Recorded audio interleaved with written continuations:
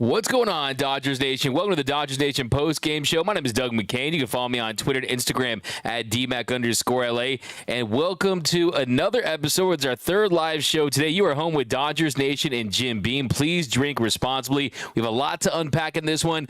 Lynn's sanity has come to LA. Lance Lynn makes his Dodger debut. He was solid, goes 7 innings today, gives up 3 earned runs, 3 home runs, solo shots. You'll live with those. 5 hits, 7 strikeouts, 1 walk, 37 called strike whip percentage, had 16 whiffs. I thought he was solid. It was the longest Dodgers starting pitching performance since June 20th, since Clayton Kershaw's gem on the road in Anaheim. So, yeah, the home runs are an issue. He has served up a Major League Baseball leading 31 dongs this year. That's something that Mark Pryor and company had to fix, but a very promising start from Lance Lynn. I give it an A. An A when you consider that your first start, really haven't gotten in that Mark Pryor pitching lab. You really haven't kind of hashed out these mechanical issues, these sequencing issues that you might be having. And all of the home runs they gave up, I mean, you're seeing him miss out over the plate. You're seeing him missing high. And really that tends to be the issue. And you're not going to get away with 91, 92 mile per hour fastballs up in the zone. Opponents are going to crush that. But how about Kike Hernandez tonight? I thought he was fantastic. He gets the big hit there that blows things wide open there in the 4th inning with the 3-run bases clearing double. Kike Hernandez now with the Dodgers. He has absolutely provided a spark. He's 4 for 13 with 2 doubles with LA. Had those 3 RBIs today. And I think as a whole, this team got a big win. Mookie and Freddie, they were fantastic. Mookie gets his first home run in 12 games. First home run since mid-July, his 28th of the year. Freddie Friedman, another big night for Fredericks of Hollywood. He was fantastic once again. Freddie, another 4-hit game. He goes 4 for 5. Mookie goes 2 for 5. So the head of the snake right there, the tip of the spear, they end up combining to go 6 for 10 on the night with 2 RBIs. So this Dodgers team, they get the win. They improved to 60-45 on the year, 2.5 games up in the division. We're going to talk about the trade deadline, a little more aftermath, talk about a little more about Yarbrough, a little about Erod. Now you guys want to talk about that, but let's not forget why we make these trades is to win these games, right? It's still about what happens in between those lines. And let me know, what were your thoughts on Lance Lynn's performance? I was very pleased. You guys know after the Dodgers made that trade, after the Dodgers traded for Lance Lynn, I planted my flag and said that Lance Lynn is going to be good. He's going to be solid. I compared it to Chris Martin last year. High strikeout rate, had an issue with the home runs. They corrected that, and he was great towards the end of the season and really one of the best relievers that the Dodgers had along with Evan Phillips last season. Well, Lance Lynn, solid, man. 7 innings, and he was efficient. I think that was a big thing, too. The efficiency was really what stood out. So, yeah, we're going to break down his whole outing. We're going to talk about that. We're talking about Kike Hernandez. But, yeah, how about Kike Hernandez going up there, getting that big hit in a big spot? Let's get down to your comments. Craig Osterberg gives it an A. Not impressed with Lance Lynn. It was against the A's. LOL. It's from JKid323. That's fair. Not going to fault you on that. You have to consider the offense on that one. But Doug deserves ample super chats for his 3rd live stream of the day. Oh, and Noah Cameras, the Noah Cameras, who people love in the chat for sure. Go follow him at Noah Cameras. David Hurd, I think Dodgers fans are just focused on the bad. We can't just go out and make huge moves all the time. We need to wait for our injured players to come back. Yeah, that's fair. There's a lot of ifs. A lot of things have to break right for this Dodgers team. And yeah, to your point, not a lot of great options there. I mean, the one guy they wanted at the very top, Justin Verlander, he had the connection with the Houston Astros, and he wanted to go back to Houston, and they were willing to pay a lot of that. I mean, that's tough to really compete. So when they're paying that much, and you're the New York Mets, and you're sending guys like Verlander back to Houston, and then Erod, he turns down the Dodgers. He vetoes that trade. There's really not too many options. They did address their needs to an extent. Here's the only issue, though. I mean, look, Yarbrough, Lynn, they're here now. You need Clayton to come back. You need Kershaw, Urias, Gonsolin, Lynn, and Yarbrough. That's pretty much who you're rolling with, and I think Bobby Miller, he fits in there as well. I think that he's absolutely earned a spot. We'll see what you have with Walker Buehler. If Walker Buehler comes back and looks anything like the Walker Buehler of old, anything like the Walker Buehler that we saw in 2018 and 2020, that's going to definitely bode well, even if it's in a multi-inning role, even if it's in a piggyback role. What if you piggyback Walker Buehler and Tony Gonsolin? I mean, there are options. This team is not bereft of talent. Let's not forget this team is leading their division. Okay, let's not forget that. If you want to look at the Michelada half full, which I'm always looking for, you have to consider that. I think Sheehan ultimately goes down. I think Miller, he stays up because I think really at this point he could start above a lot of these guys in this Dodgers rotation, so he's earned that.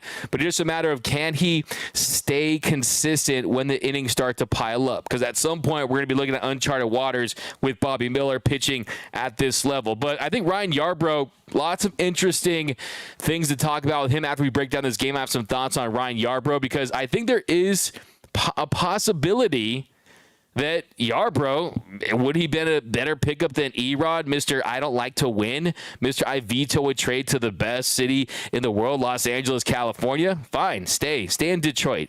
Take the L in Detroit. I mean, he said he wants to be on the East Coast. Detroit's in the Midwest, my man. I mean, get your geography straight, first of all. But, hey, you know what? If you want to be a Dodger, that's on you. Like Kobe Bryant said, Los Angeles is not for everyone. Playing in this pressure cooker of an environment is not for everyone. And I think that if that was his mentality, that he wants to stay in Detroit and have a nice little season to hopefully get himself a better deal, then fine. He wasn't built for this anyway. And, yeah, we're going to talk about some of the comments that Andrew Friedman made, which I thought were very interested.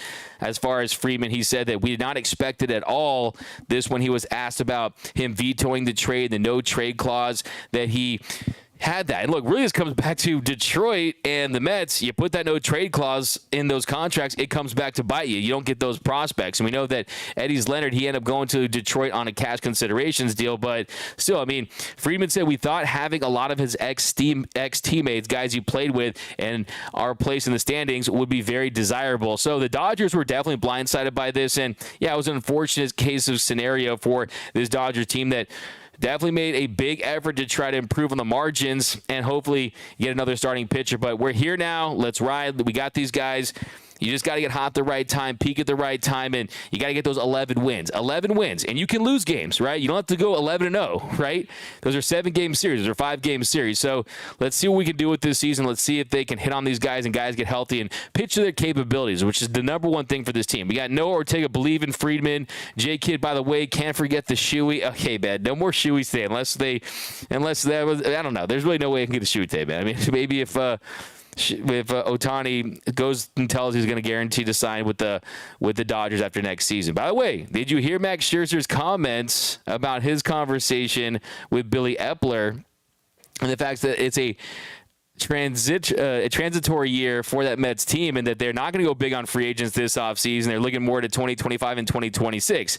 If the Mets are out of the fold, I like the Dodgers' chances even more for Shohei Ohtani. Let's just put it that way. Orlando, Lynn threw a lot of ball down the middle, got away with a lot of those pitches. Orlando, yeah, and that's something that I was looking at too.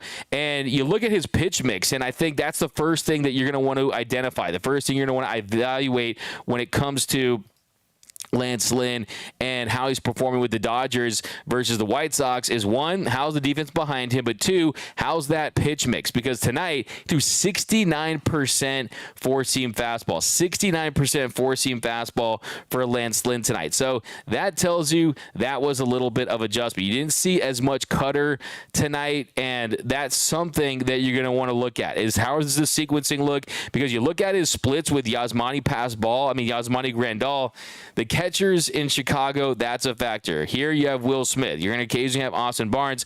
But on the year, Lance Lynn coming into tonight's start was throwing his four-seam fastball 40.6% of the time. 40.6% of the time. Tonight he threw that four-seam fastball 69% of the time. The curveball, he threw 14% of the time tonight. On the year, he had been throwing that curveball at a 7.2% clip. And then the real big drop-off was the cutter. So the cutter was his second most used pitch on the year. Heading into tonight, he had been throwing it 26.5% of the time. Tonight, he threw that cutter 4% of the time. So that will tell you that this Dodgers organization has already had conversations with Lance Lynn about his pitch mix. And it's clear to me that this is a Dodgers team that likes that cutter, as far as you saw the success that Groves had against lefties, that Ryan Brazier has had with that pitch and trying to solidify what he's done on the mound. And I think that you're going to see him go to that. So, yeah, we'll see. You're going to see him limit that and try to throw more four-seam fastball, more curveball. So that four-seam fastball during certain spots tonight, it was electric. I mean, 5 of his 7 punch-outs were that four-seam fastball. The other was that curveball. So 5 of the 7 the fastball, 2 of the 7 the curveball. So that shows you that they're already hard at work trying to figure out a pitch mix. And then if you look later in the game when Geloff homered, that was on a four-seam fastball that he left up and he just missed the target. They wanted it down, he left it up, and unfortunately, he hits it out. I mean, that's the A's All-Star. And then later, the other two. Actually, no, Rooker's the All-Star, right? Rooker made the All-Star team. That was on the cutter, right? And that cutter just caught way too much of the plate, and that's a pitch that he struggled with, and that was first pitch. He was sitting on it, and that's the pitch that you saw him limit some of his usage with tonight. And then the Diaz home run a few batters later on the 2-1 count, that was on the four-seam fastball that was right out over the plate at 91 miles per hour. So you're not going to get away with that at the big league level. So they have to find a way to improve that. But yeah, it was the A's lineup, don't get me wrong, but there was some promise tonight with Lance Lynn. So let's jump into your comments here and we'll break down this game, guys. So thanks for rocking with us here, the third live stream of the day. But hey, let's celebrate because Dodger baseball is back. Let's try to spin a positive. It wasn't the greatest of deadlines. It was a disappointing deadline. Let's just be honest about that. But still, hey, we're not going to give up on this team, right? I mean, at the end of the day, lots of talent on this team. Mookie, Freddie, they have the ability to carry a lineup. Will Smith, they just have to find a way to figure out the pitching situation just to give themselves a chance. But here we go. Sheehan is better than Miller. How can people not see that? That's from Dino's 5150. I think she has a lot of potential. And I think that if Sheehan is someone that I think is built for the bullpen in the postseason, I absolutely think that he's a better option than Tony Gonsolin out of the pen if they're going to go that direction. We got Andre Medina. What up, Andre? We got Cody. D-Mac, you're the man. 3 live streams in 1 day. Sheesh, the real MVP. Thanks, Cody. Appreciate you. That's a comment of the game.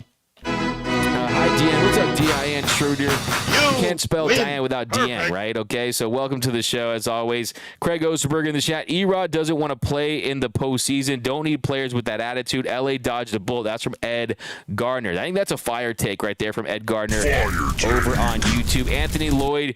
Lance is decent through 5. Dodgers will need some middle relief when he starts again. That's from Anthony Lloyd over on YouTube. Matty Man Dodge, that's a big win.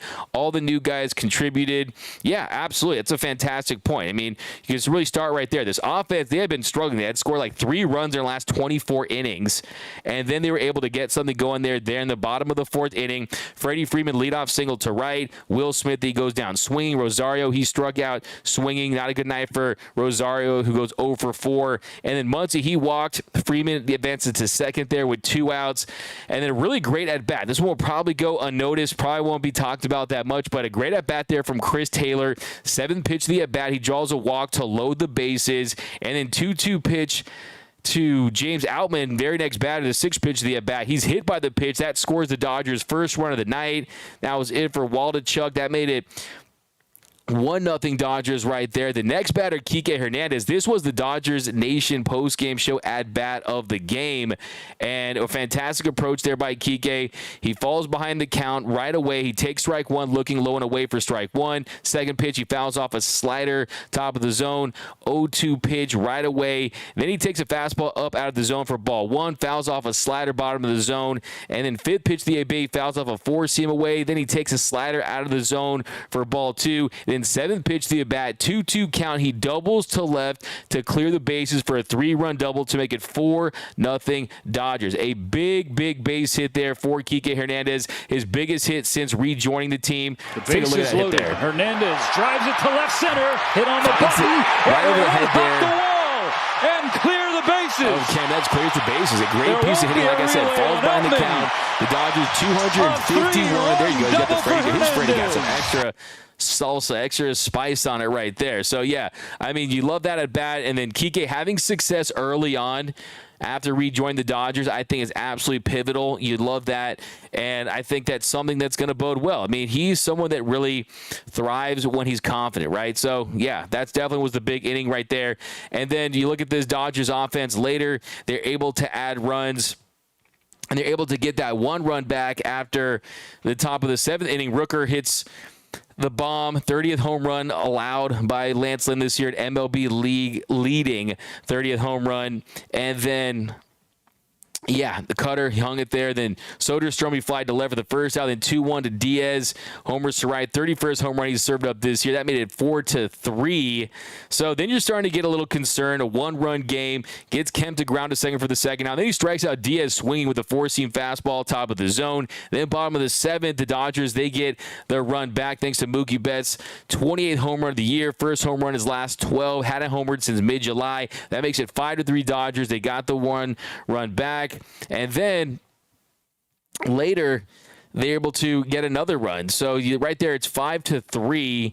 And then later in that inning, bottom of the seventh, Outman, he walks with the bases loaded to score Freddie Friedman. That made it 6-3 Dodgers. So they get 2 runs on 2 hits there in the seventh. Then they tack on another run there in the bottom of the eighth inning after a Mookie Betts 1-out double to left. So a good game for Mookie Betts. You need to have Mookie Betts heat up. That's something that he was absolutely on a heater for the month of July early on. Then he started to cool off, had the ankle injury, was a little banged up. So nice to see him have a really, really solid night. 2 extra base hits for Marcus Lynn Betts. And Freddie Freeman, great piece of hitting. 1-2 in the count. He singled to center. That scored Mookie to make it 7-3 Dodgers. Then top of the ninth, Brusdar Graterol. It looked like he was cruising. Gets the first 2 outs on 2 pitches. Then he walks Diaz, was struggling with that sinker command. Then he walks Kemp, and then he gets Diaz to ground to third. So, yeah, I mean,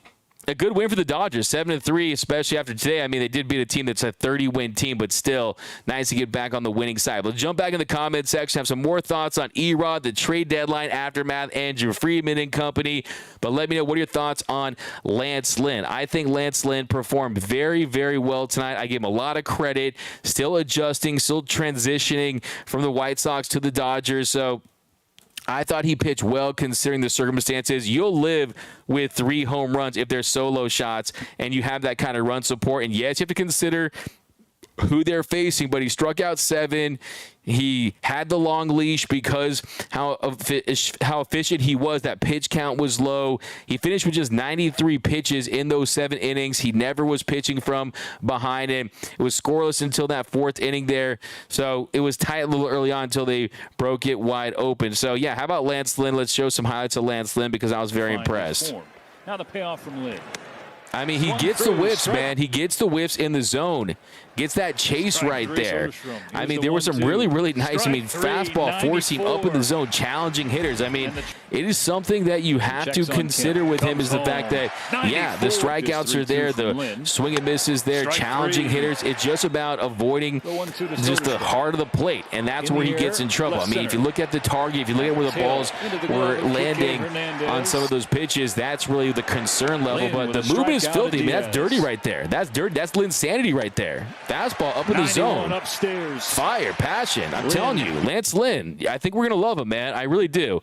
He's not going to be perfect. He's not going to be a Cy Young contender, right? But I do think that the length is what you respect, right? When you have a starting rotation that's 26th in Major League Baseball in innings pitched, 7 innings of 3-run ball, are you kidding me? You will take that every day. You will gladly take that from Lance Lynn. But here we go. More of your comments. Let's jump right into it. Ryan Yarbrough is like a younger version of Rich Hill. Victor Baños. That is something that's so interesting because I was thinking about kind of some comparisons. That's one that popped into my mind earlier as far as someone that limits hard contact. He's not going to blow you away with a high-velocity fastball, but the command is pristine with Yarbrough. And I will say there's some very interesting numbers when it comes to him as a starter. This year as a starter, in 7 games, he has a 3.08 ERA.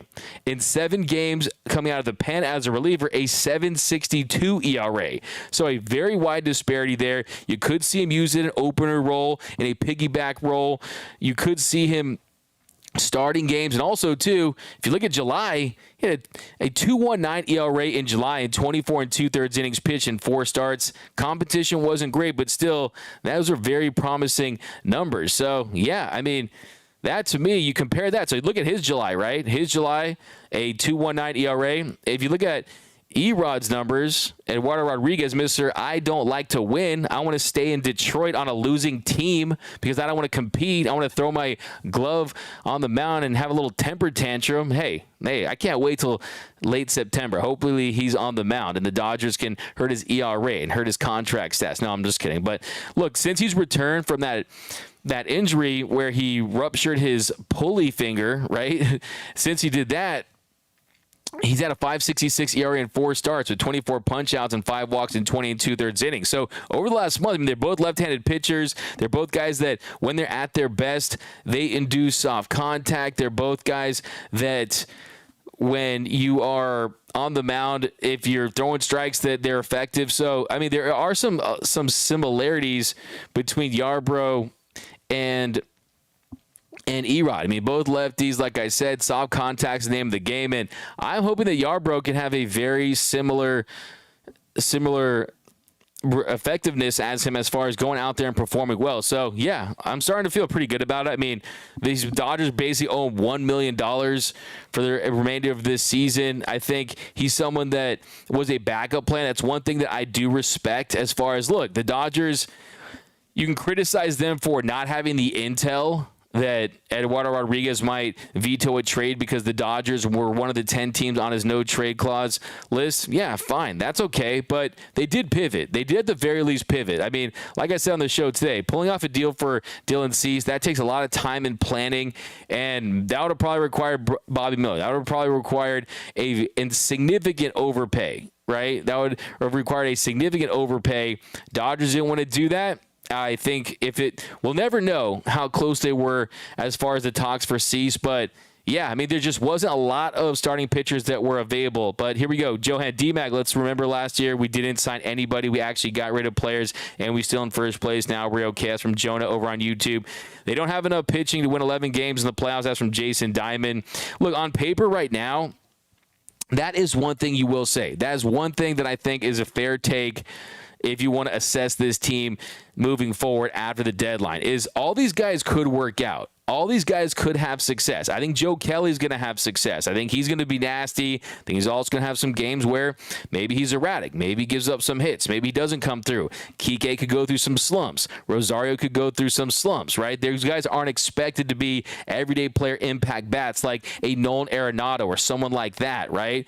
But I will say, I do think you have to look at this group as a whole. I think cumulatively, I think these guys are going to provide an upgrade to what was existing on this roster. So from that standpoint, there was an upgrade. There was an improvement as far as raising the floor of this team. I don't think it raised the ceiling incredibly high, right? There's no game-changing starter that's saying, hey, let's have a debate. Is he going to be a game 1 or 2 starter? Probably not, right? I mean, Lance Lynn, if he continues to improve with this team, if he can find a way to limit the long ball and keep the ball in the yard, strikeout stuff is there, the whiff rate's there, the innings count is there, and I think he's going to be a number 3 or 4 starter in this rotation. I truly believe that. But on the flip side, I think there is a world where these guys don't have any success, and you could point to the fact that they were negative WAR players, right?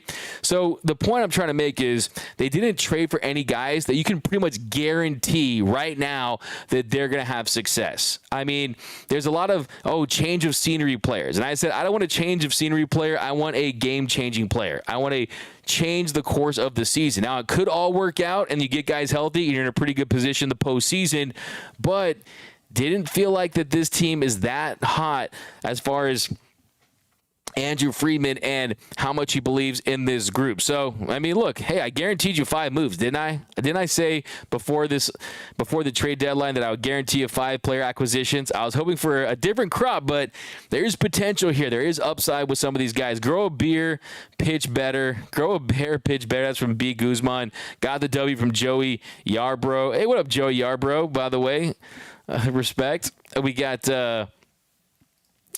if Lynn gives up no more than 3 runs each outing, I'll consider that a win. There you go, pound for pound. It's a way to look at it. It's a Hornito's comment of the game. Will Smith kind of mid in sequencing. I'm not going to lie. That's from Lee Chen.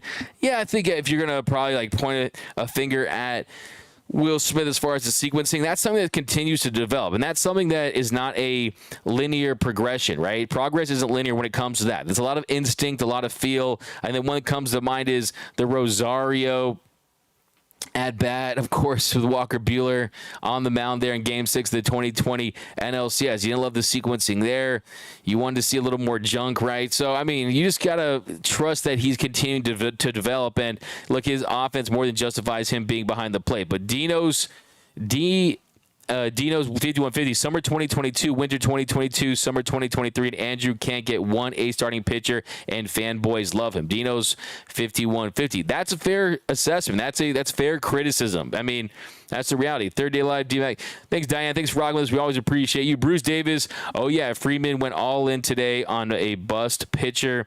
Jason Pendergraft. Friedman did his interview in glasses when no one else was. Classic technique to sell a lie. That's from Jason Pendergraft. I mean, look. You guys know that I already said, look, I mean, to say this in Friedman we trust thing is ridiculous. That's fanboy stuff. That's not looking at everything. And to me, would I trade Andrew Friedman for any president of baseball operations out there? No. I love this stability. I grew up seeing this Dodgers team win nothing, right? I mean, 2004 was our first taste of success in a long time, right? I mean, you guys got it good. We're spoiled as a fan base. We really are. That's not to say that I don't feel like this team should not have already won more World Series. That's not to say that I don't think that there were some moves here and there that I think are regrettable for sure, but you're not going to bat 1,000 as a GM, as a president of baseball operations. And I think that he was in a tough spot. And look, let's say there's no Erod. Let's say there's no Eduardo Rodriguez, and they went to the deadline today and they said, nope, we're good. Let's run. We got our guys. We got Lance Lynn. Then I would say, yeah, that's deserving of a D-. That's something that's a D, right? But you did try to get a Rodriguez, and you pivoted pretty quickly to a Yarbrough when there's really not a lot of game-changing starting pitchers out there that were especially attainable. I mean, let's say Dylan Cease goes somewhere else. Let's say he goes to another franchise, and we're looking at the prospect haul they got, and you're saying to yourself, oh, they gave up 3 of their top 5 prospects. They gave up 3 of their top 10 prospects. You can say, oh, wait a minute, the Dodgers could have done that. They have the prospect capital. They have the surplus when it comes to pitching depth to get that deal done. Then you're angry. Then you're pounding your fist, and you're very frustrated. And then, yeah, I do think it's frustrating to see this team not load up with another ace. And trust me, you guys know how I feel about that. Literally, at the beginning of the season, if you guys watched the first show of the year, I said even when Dustin May was healthy, even when everyone was healthy, my number one concern for this team was starting pitching, because every year it feels like it's a season of Squid Game, right? That the injury bug just sinks its teeth into this franchise and guys go down. So you need starting pitching, because that definitely wins in the postseason. So, yeah, absolutely, you want that. But where they're sitting today, it's really predicated on, can they get their existing players to, 1, perform at the level that we've seen them perform at in the past, and 2, get healthy. Like I said earlier, the big X factor today is, can Walker Buehler come back? It's help me Obi-Wan, you're our only hope. No, it's help me Walker Buehler, you're our only hope. You need Butane back for this team to, I think, have a realistic shot of going deep into the postseason. That's a lot to pin on a guy that hasn't had his second Tommy John surgery, right? It's his second major arm surgery, I should say. So, yeah, it's definitely a lot, but that's just the reality of the situation for this Dodgers team. They didn't go out there and they weren't aggressive. Let's say there was a lot of factors, too, they just could not control. They couldn't control the fact that Justin Verlander was a Houston Astro that's had a lot of history there, that's had success there, that's won Cy Youngs and World Series there, and that's where he wanted to be, right? I'm sure if that was a level playing field, the Dodgers could have offered a lot as far as a World Series contender, a place that's a coastal city, Los Angeles, California. A lot of people probably want to play here, but that wasn't a level playing field. Eduardo Rodriguez, he wanted to stay with his family, apparently, right? He doesn't like winning. He had a no-trade clause, so that wasn't a level playing field. So Blake Snell didn't get traded. Dylan Cease didn't get traded. Corbin Burns didn't get traded. A lot of these guys that we thought might have been dealt. Marcus Stroman didn't get traded, right? A lot of these guys that we thought were going to be dealt did not get traded. I think if you look back now, you might say to yourself, the Lucas Giolito, Maybe get Giolito and Lynn in one deal with Joe Kelly, and you kind of look back. So I think if you want to regret one deal, maybe that's the deal you kind of regret. Could the Dodgers have gotten Lucas Giolito from the White Sox in a big trade, and you get 3 of those White Sox players in LA? That to me is something that you could consider regretting, because the Giolito, he's going to be solid. I mean, like I said, I don't think he's an ace, right? I don't think he's an ace by any stretch, but he has ace flashes, right? I mean, he's a guy who's pitched a no-hitter. So I think looking back, maybe that's one. I mean, do they really seriously consider Mitch Keller? Do they really seriously consider parting ways with some of their top-level talent for Dylan Cease? But if you look at Giolito, his first start,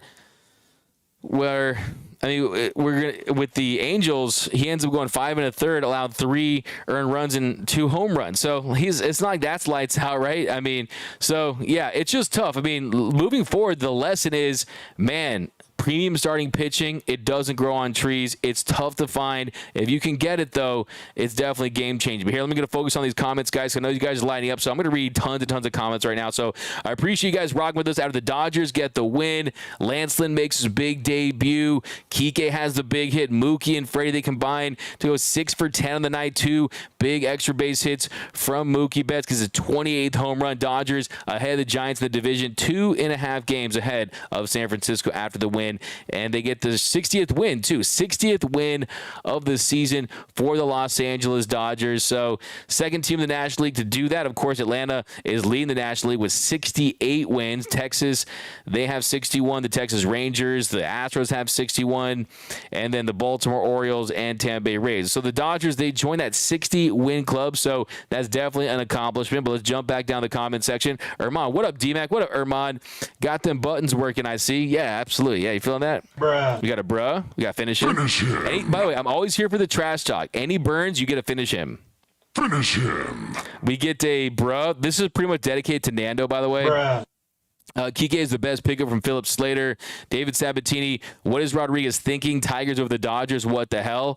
I mean, look, this is someone who probably is saying to himself, I'm looking at my peripherals. I'm looking at what I've done this season. Do I really want to go and join that spotlight in Los Angeles where it might be a little too bright, where I might get rocked and get shelled in a big spot? Will that impact my free agency status when I opt out? Because he's most likely going to opt out. He has the ability to opt out of the final 3 years and $49 million on his contract. But our trades are producing for real. David Sabatini, Lance just has to work on giving up the home run ball. David Sabatini, been a long day for you, my man. New York in the house. Appreciate you rocking with us. As always, David Sabatini over on YouTube.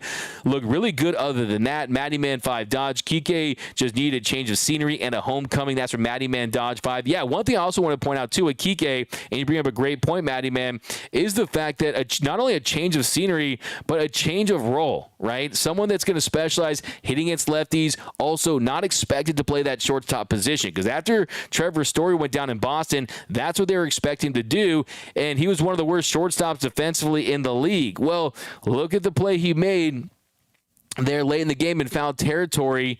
That was a fantastic catch, really the defensive catch of the game there. So, yeah, that was fantastic by Kike Hernandez. And that's something that, and right there in the top of the 6th inning, Thomas fouled to left. Great catch by Kike. So that was very, very promising to see him contributing not only offensively and defensively, because at one point he was one of the best utility men in the league. So, yeah, I definitely...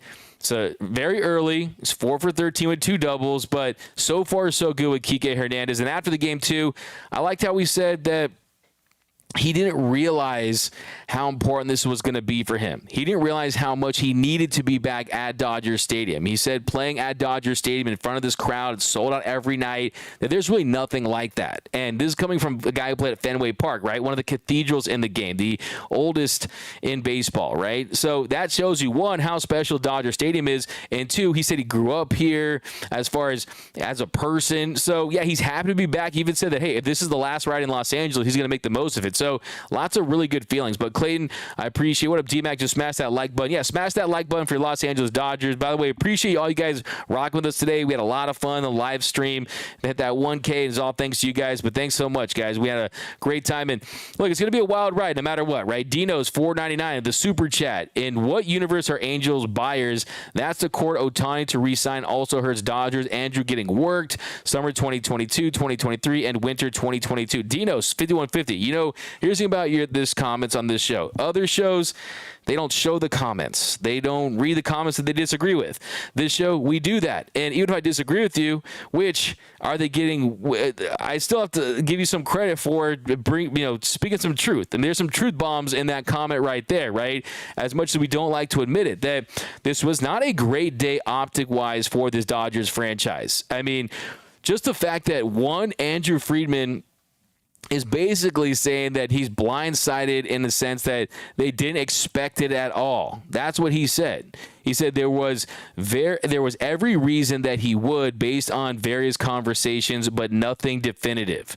It feels like they were blindsided, right? The Dodgers, they reached that agreement with the Tigers on that deal without knowing whether Rodriguez would accept the trade. They assumed he would. You would hope you get the back channels there. I mean, he also says we respect that he has the right to exercise it, but he also says we thought having a lot of his ex-teammates, guys he played with, in our place in the standings would be very desirable. Really? That's what you thought? These guys are about the money, especially guys that can opt out. It's all about what's best for them financially. So it does feel like the information gathering stage kind of skipped a step with how the Dodgers approach this whole thing. So yeah, optics-wise, not a great day, because on top of everything else, you want to say to yourself that we thought the Dodgers are the ultimate destination organization. Well, apparently for Eduardo Rodriguez, it is not. So, yeah, maybe he is still emotionally scarred from giving up that home run to Puig there in the World Series where the Dodgers would end up losing. So, yeah, it's one of the very interesting trade deadlines I can remember as far as, I mean, someone said earlier, little Dodger blue balls. I mean, I agree with that. But how can you show that, Doug, without getting copyrighted? Oh, we do get copyrighted for sure. But we do this basically for you guys. So we definitely get demonetized for that. Hi, Dan. Worked to ship at Wegmans warehouse and back to the podcast. I'm David Sabatini. Dinos, we are sitting here talking about Lynn like Andrew didn't actually blow the postseason and ruin MVP Freddie and Mookie. Look, you guys know that I've been screaming from the highest mountain. That's been my take for a long, long time. Take advantage of the primes of Freddie and Mookie, right? And I agree with you 100%. And really, it's unfortunate. I mean, you would have hoped there was going to be a perfect storm, a perfect rotation piece. But if they gave up a lot of prospects to get Mitch Keller, who is someone who I think is very solid, a high-end 2, right? But he's not a number 1. Really, the only number 1s out there that were remotely attainable were Justin Verlander, who had his heart set on going back to Houston, who ultimately had veto power to the Dodgers. He could have said, hey, Mets, it's Houston or bust. Pay off that contract, get the prospects you can, and that's it. Hey, the Dodgers, they're powerless in that situation. Dylan Cease, the million-dollar question for me is, what would it have taken to get Dylan Cease? Could they have found a way to get a deal done for Cease without including Bobby Miller? If they could, I'd be very disappointed. So we'll try to find a way to reverse course a little bit, try to see if we can get those details, but that to me would be the very concerning one. But will Lynn be another Heaney from JP Jasmine 2020? Hey, Heaney, we know the Heaney BP special, right? And I was a Heaney head at one point, but yeah, he struggled with the home run ball as well, so that's a good comp. But I do think the swing and miss really good for Lance Lynn. We saw that today. I mean, look at Lance Lynn's start. I mean, he was really efficient. He was cruising. I mean, first inning, top of the first, a 1-2-3 inning gets Blade, swinging, four-seam fastball. 1 out. Galef, first pitch ground to short for the second out. Then Brown ground out to short for the third out. Top of the second, he gets Thomas to fly to left. Rooker struck out swing with a curveball. Then Soderstrom swinging with a four-seam fastball up in the zone. So back-to-back 1-2-3 innings to start the game. And then top of the third inning, Diaz, he grounded to third for the first out. Then 1-1 to Kemp. He doubles to center. And there's that cutter again. Like I said, one of the things you have to look at, one of the big developments tonight, threw tons of four-seam fastball. on the year, a little over 40%. Tonight, 69%, and he heavily reduced the usage of that cutter. And we saw tonight that some of those hits against him were on that cutter. Some of the hard contact was on that cutter. So that right there, the 1-1 to Kemp, the double to center, that was on the cutter, caught too much of the plate. Then he walked Diaz. Then he gets Blade to fly to left for two outs.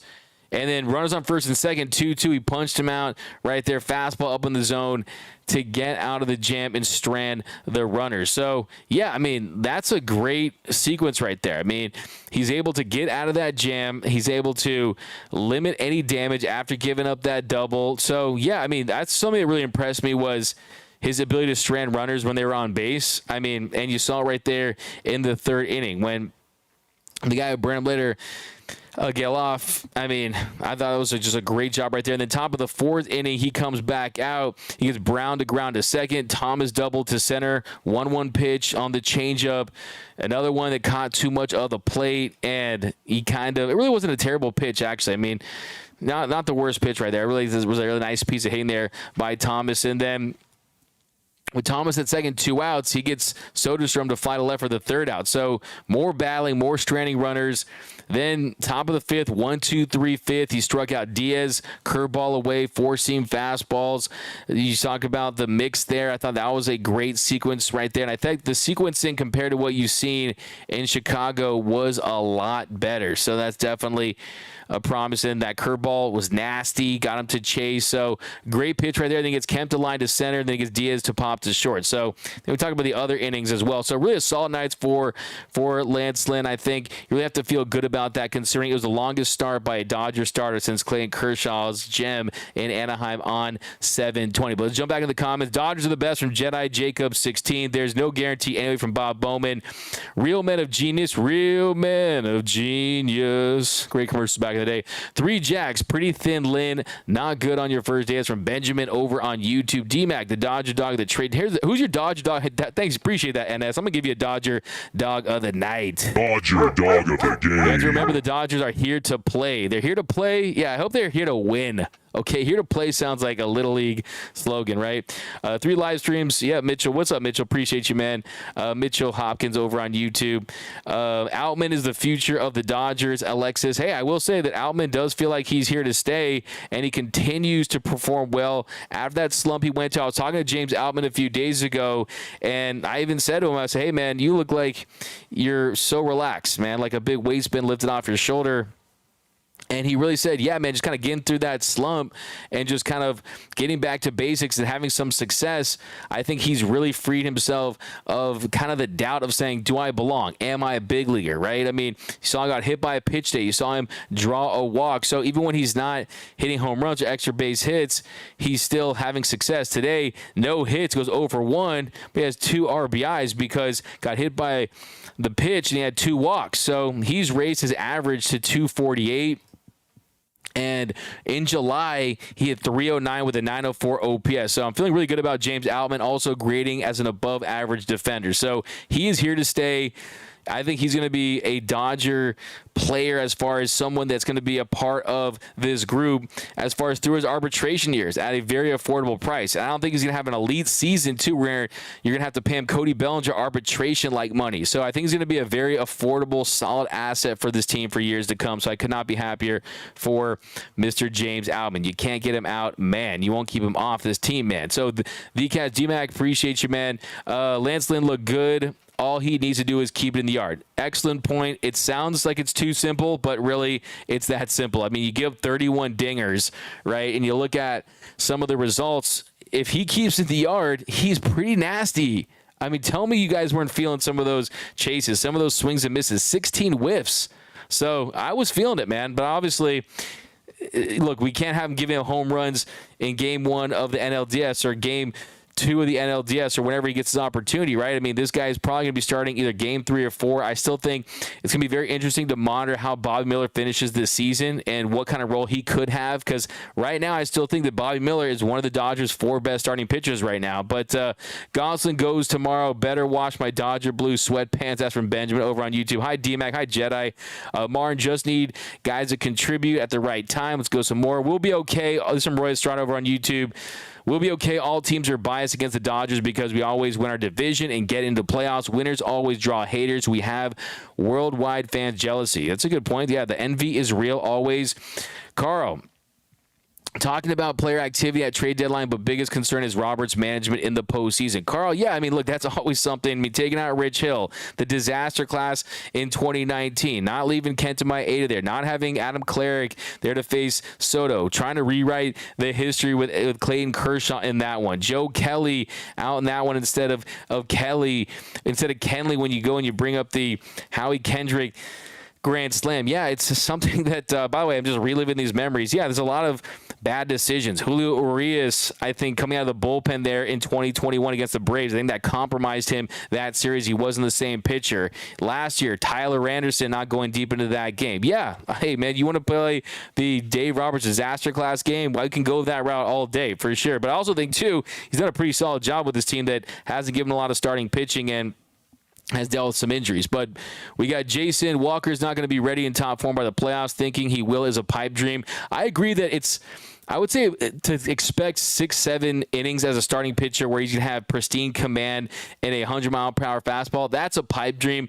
But I do think he can contribute in some capacity. That is the word within the organization. That is the word right now amongst the team, is that Walker Buehler, he wants to be back. You saw him posting on his Instagram, 94-mile-per-hour off the mound there in Arizona. So if anyone can do it, it's Walker Buehler. But I agree that, let's not get carried away. To me, it is icing on the cake. But E. Rodriguez wanted to pad his stats in a crap division rather than risk struggling in a tough one. It's about that. I love that, BC. I love that. I mean, that's a great point. I mean, you have mid-AL Central competition. He's in a contract year. I don't buy anything about his family and all that stuff. I mean, I don't care. Erod, hey, losers lose, whatever. I mean, yeah, he's had success in his career, but it is what it is. I'm just a little triggered. But Ivy Strokin, I'm surprised Andrew Friedman didn't make a trade for Smush Parker. Okay, that's going to finish him. How many rings would this team win with Tommy managing? Hey, look, Tommy, he's he's a different manager. I'll tell you that these guys would not be taken out of the game under any circumstances. But a couple... Jose Lima, yeah, I agree. RIP Jose Lima forever. 499 from the 27 Riverdale. We got some nice new pieces and hardly give anything. We got reinforcements coming with Clayton and maybe Walker. Watch us go deeper than last year. That's from 27 Riverdale. I love it. That's a Mitch Lotta-Happel take of the night from 27 Riverdale. That's the way to frame it. I mean, you give up a Nastrini, sure, fine. He's regressed this year, and he's a guy that we'll see. Does he project as someone's going to be a big impact pitcher? Not really. He has a chance to possibly crack the big league roster sooner than later, but still, with the surplus they have, you don't feel bad about losing a pitcher, and if you're going to give one, that's one of the guys that is definitely kind of on the regression side. So, yeah, that's a fantastic point. It's not like this farm system is still one of the best in baseball, right? You still have that war chest filled, so this offseason, if you don't get Ohtani, or even if you do, you can cash in, maybe try to get a Cease, maybe try to get a Nolan Arenado. Those are the kind of deals that take a long time to materialize, to come to fruition. And also, we know that Andrew Friedman, that's when he likes to deal. That's when he truly cooks, is in the offseason, when you're not rushed, when you can truly evaluate players, when you see that there's teams that are committed to trading players. So that's a fantastic point from 27 Riverdale. What up, JR? We got Nando. We got, I am supposed to get excited for beating the A's. If this is Gabriel Galef, I'm sure this is going to be good. I am supposed to get excited for beating the A's. If this is Friedman cooking skills, he couldn't even get a job at a volunteer soup kitchen. Finish him. I agree. Hey, man, like I said, it was going to be either he's cooking a T-bone steak or he's cooking top ramen, right? That's the reality today. But still, we got 4-9 from Angel Villalobos over on YouTube, who says, have you seen the clip of Trish Stratus roasting the Astros? Really? Wow. Trish Stratus pull. That's interesting. I've not seen it. I can't wait. I'll look for that immediately after this stream. But I expected a win. We got, at least Roberts can't put Bigford in anymore. Yeah, exactly. I mean, they just need bodies with the Mets. Now, I mean, for the Mets, I thought the Mets were sellers. I mean, you make a trade for Bigford, you're going all in, right? No, but I wish him well. Bigford, man. Philip Bigford, the Dodgers DJ. I'll never forget being in that Dodgers clubhouse after a game once, and you would expect maybe Mookie or at the time Justin Turner. I mean, someone else, anyone other than Philip Bickford, but he was the guy DJing. He had some house beats on. It was a very interesting situation. All the players were feeling it. So, yeah, it was very interesting. Dodgers, baby, from LM Dodgers. Andrew is arrogant. Georgie, look, if we can just score with runners in scoring position in October, we'll be okay. We just need pitching to be good. And if they hit and score, I believe the Dodgers can make a deep run. There we go. At some point, we're going to rise like the Phoenix. We're going to definitely start being a little more positive about this team. But for now, I think that my favorite thing about the show is we kind of keep it 100 with each other about the current state of this roster. So prospects will rot in AAA from Diane Schroeder. Yeah, I mean, at this point, it feels a little criminal that Michael Busch is there. I mean, I think we'll see what happens with JD Martinez. If he has an IL stint, of course, you get backdated 3 days. Will Busch get an opportunity? Will you see some type of platoon situation? I hope they give him an opportunity because he has nothing else to prove. I mean, you talk about 1K OPS, 1,000 OPS there at the minor league level. So Doom underscore Sal, D-Mac next year will be the disappointment if they don't go to the World Series. I agree with you. Philip Slater, I like this cease and desist. There we go. MLB needs the Houston versus LA World Series. LA just needs to get past the Braves, and Houston needs to beat the Rangers. Junior, that's a lot to do. That's a tall task. D-Mac Smith is struggling, looks bad at the plate. Cesar, yeah, a little slump. He'll break out of it. I think he looks a little gassed, man. That's part of the problem with not having a legitimate backup catcher. I really still think that Fiducia should have gotten an opportunity. Dodgers win the World Series in 6. This Braves team won't. Let's do some more. Lynn is the Dodger pitcher of the year, the Dinger pitcher of the year. Boomer Assassin always comes with it. Finish him. Roy Estrada, what happened to the Braves in the 90s when they had the best pitching staff? They only won 1 World Series. They choked in 90s. Look it up if you were not born. Yeah, it's a good point. I mean, they have one to show for that World Series in that 14-year run. But you also had some really pretty dominant teams, right? That Yankees team. And that team was fantastic, so it's tough. But, yeah, there does. And also you look at the style, too. I mean, it's dominating pitchers. The Randy Johnsons, right? I mean, Kirk Chillen just finds it in the postseason, that era. But, yeah, that's kind of, it's different, right? James Outman is definitely here to stay. That's from Diane Schroeder. Outman back above MLB average at the plate. Yeah, Outman, look, say what you want about James Outman, but he's definitely holding it down the bottom of the lineup as one of the better hitters for the Dodgers. So, yeah, James Outman, like heading into today, I mean, what more can you say about the guy? A 112 weighted runs created plus for a 7th-round pick that totally reworked his swing from the ground up. The guy who had a self-proclaimed, a self-identified caveman swing.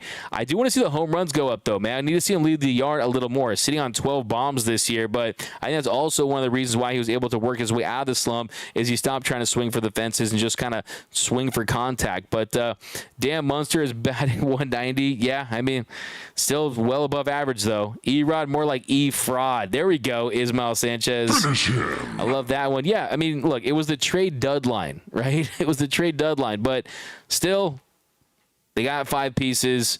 I still think that hopefully we're going to look back and say, okay, everyone, when they traded Chris Martin, they said Chris Martin's not going to do much. He ends up being one of the best relievers down the stretch. I think Yarbrough is someone that, if he limits hard contact, he doesn't walk anyone, man. He just pounds the zone with strikes, induces soft contact at an elite level, one of the best in the league.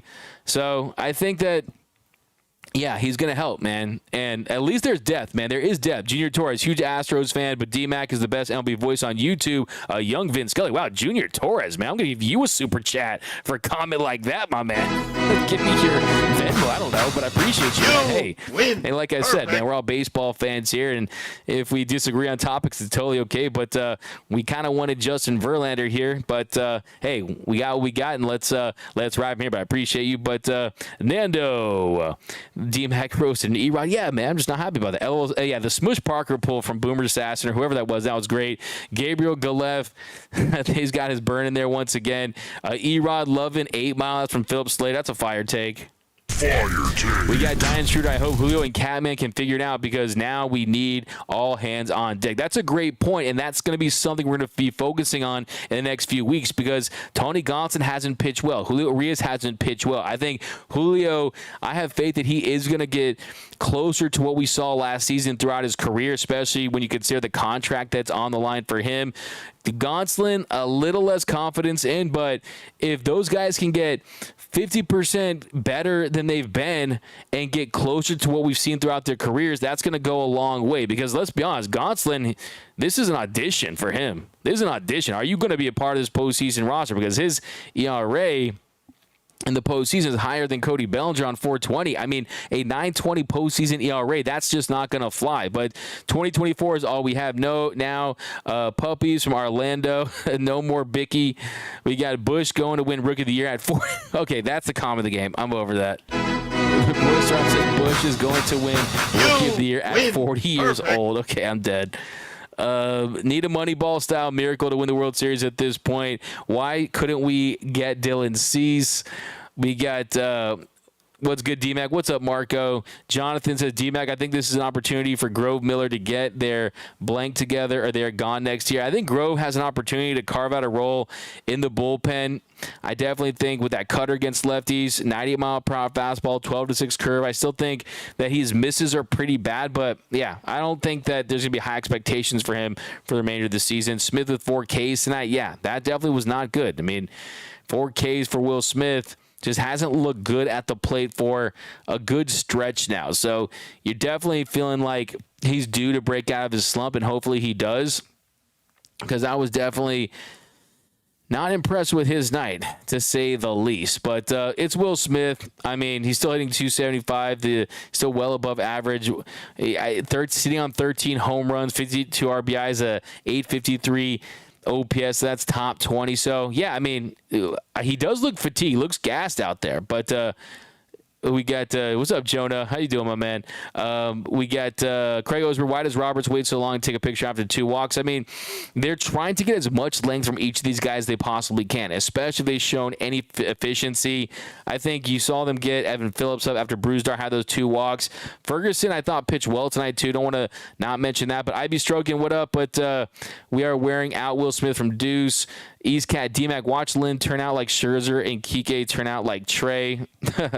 We'll see. That'd be great, man. That'd be fantastic. I mean, I'd take that. I mean, Scherzer had a 1.98 ERA in his 11 starts with the Dodgers in the regular season. Had that one clunker there against St. Louis. Ran out of gas there in the postseason. But I heard Grove was part of the C's trade talk, and Friedman said no. J Kid 323, you're definitely yanking my train on that one. Yeah, I don't think that Michael Grove was the deal breaker there. But BC optimistic about Vargas coming back. Not so much Bush. Interesting. D-Mac with 4 Ks tonight.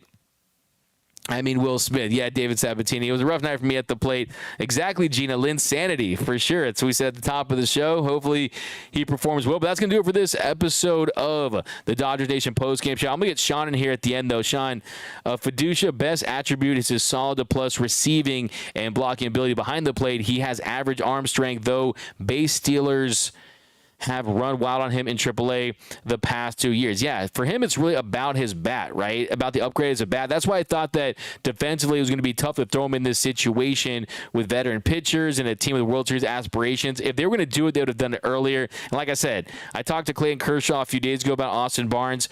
I'll post what he said. I mean, he was so complimentary and he spoke so glowingly about Austin Barnes as his friend that it just was never going to happen. I'm telling you, I'll post that. I mean, they've gotten so close over the years that it just, as long as Kershaw's here, Austin Barnes is here. I think it's period, end of story. But Justin Lombs, hey, Doug, all the trade chips we didn't use, we can use them in the winter, right? Position players more available via trade than free agency in the winter. Yeah, we talked about it earlier. You still got that war chest full, and they're going to have a lot to work with in the offseason to make moves. Of course, top of the priority list is Shohei Ohtani, but if they aren't able to get that done, even if they do, you can still add depth around him with that. But thanks, guys, for rocking with us here on the Dodgers Nation post-game show. If you haven't yet, be sure to subscribe to the channel. Hit that like button.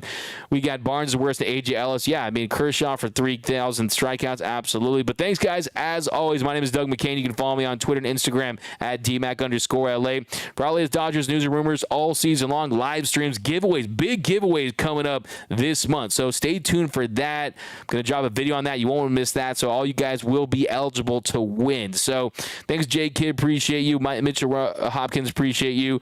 And Dan True and all the friends out there, Carl. But thanks, guys. As always, remember, nothing brings together quite like Dodger baseball. And until next time, think blue, bleed blue, and I'm out.